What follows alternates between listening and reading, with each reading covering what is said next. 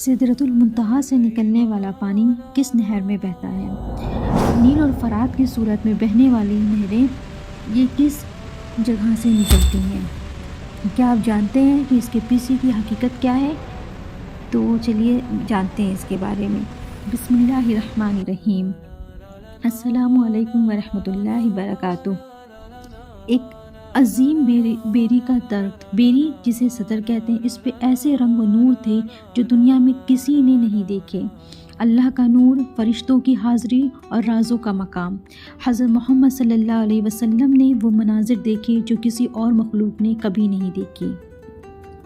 تو نبی کریم صلی اللہ علیہ وسلم جب آسمانوں کے سفر پر گئے، مطلب معراج پہ گئے، تو ساتوں آسمان پر سدرۃ المنتہا تک حضرت جبریل علیہ السلام ساتھ تھے۔ وہاں جا کر جبریل علیہ السلام نے کہا، اگر میں ایک قدم بھی آگے بڑھا تو جل جاؤں گا۔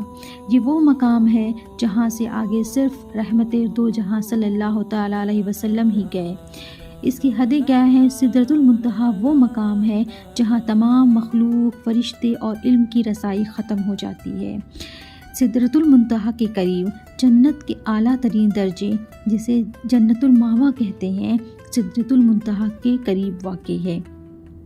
تو ہمیں اس سے یہ پتہ چلتا ہے کہ نبی کریم صلی اللہ علیہ وسلم کا مقام تمام مخلوقات سے بلند ہے۔ اللہ تعالیٰ کا علم اور قدرت لامحدود ہے۔ سدرۃ المنتہا کی نہریں ایک روحانی اور نورانی تصور ہے جو نبی کریم صلی اللہ علیہ وسلم کی معراج کی رات بیان ہوا۔ حدیث میں ہے کہ ذکر آتا ہے کہ سدرۃ المنتہا کے نیچے جنت کی 4 نہریں بہتی ہیں۔ ان نہروں کا ذکر ہمیں صحیح حدیث میں ملتا ہے جو اس عظیم مقام کی عظمت اور جنت کی حقیقت کو ظاہر کرتی ہیں۔ پھر 2 ظاہری نہریں اور 2 باطنی نہریں۔ پھر مجھے سدرۃ المنتہا تک لے گیا۔ سدرۃ المنتہا کی راز، پہلا ہے کہ یہ ایک دم آخری حد ہے۔ منتہا مطلب ہی ہوتا ہے انتہا، اس کے آگے کوئی نہیں گیا۔ یہ ہمیں یہ سکھاتا ہے کہ اللہ کا قرب صرف چنے ہوئے بندوں کو حاصل ہوتا ہے۔ دوسرا، علم اور وحی کی حد، علم الہی کا ایک ایسا مقام جہاں صرف وحی خاص جا سکتا ہے۔ فرشتوں اور انبیاءوں کی رسائی یہاں ختم ہو جاتی ہے۔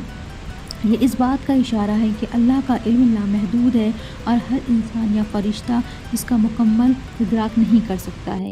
تیسرا، یہ نور سے ڈھکا ہوا درخت ہے۔ جب درخت کو ڈھانپنے لگا، قرآن کہتا ہے جب درخت کو ڈھانپنے لگا تو وہ ڈھانپنے لگا، جیسے وہ ایک جو درخت ہے وہ اس کو ایسا محسوس ہو رہا تھا، ایسا لگ رہا تھا جیسے اس کے چاروں طرف نور ہی نور ہو۔ چوتھا، نماز کا تحفہ اسی مقام پر ملا تھا۔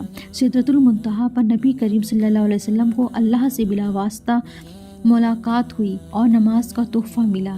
یہ ظاہر کرتا ہے کہ نماز اللہ سے رابطے کا سب سے خالص ذریعہ ہے۔ پانچواں، جنت الماوا کے قریب، جو سدرۃ المنتہا ہے وہ جنت الماوا کے قریب ہے، اور سدرۃ المنتہا جہاں وہاں ہے جہاں شہدائے اور خاص بندے جائیں گے، جو جنت الماوا ہے اس میں کہی جائیں گے۔ یہ ظاہر کرتا ہے کہ سدرۃ المنتہا نہ صرف قرب الہی کا مقام ہے بلکہ جنتی مقام کے حدود بھی ہیں، وہیں سے شروع ہوتی ہے۔ خاموشی کا مقام، سدرۃ المنتہا پر ایسا سکون و جلال تھا کہ وہاں الفاظ بھی رک گئے۔ یہ اللہ تعالیٰ کی تجلی، عظمت اور اسرار کا مقام ہے جہاں بولنے کے بجائے دل خاموش ہو جاتا ہے۔ جنت الماوا ایک خاص درجات میں سے ایک ایسے جنت ہے جس کا ذکر قرآن مجید میں آیا ہے۔ یہ جنت عام جنتوں سے اعلیٰ مقام رکھتی ہے اور اسے پناہ گاہ یا آخری ٹھکانہ بھی کہا جاتا ہے۔ قرآن میں سورہ نجم میں آتا ہے، عندہ سدرۃ المنتہا عندہا جنت الماوا۔ جنت الماوا کے بارے میں یہ سب ہے۔ یہ جنت شہدائے، صدیقین اور نیک بندوں کا ٹھکانہ ہو گئی ہے۔ تو آپ لوگ کو یہ پتہ چلا کہ سدرۃ المنتہا کیا ہے۔ یہ 7 آسمانوں کے اوپر ایک ایسی جگہ ہے جہاں پہ ایک بیری کا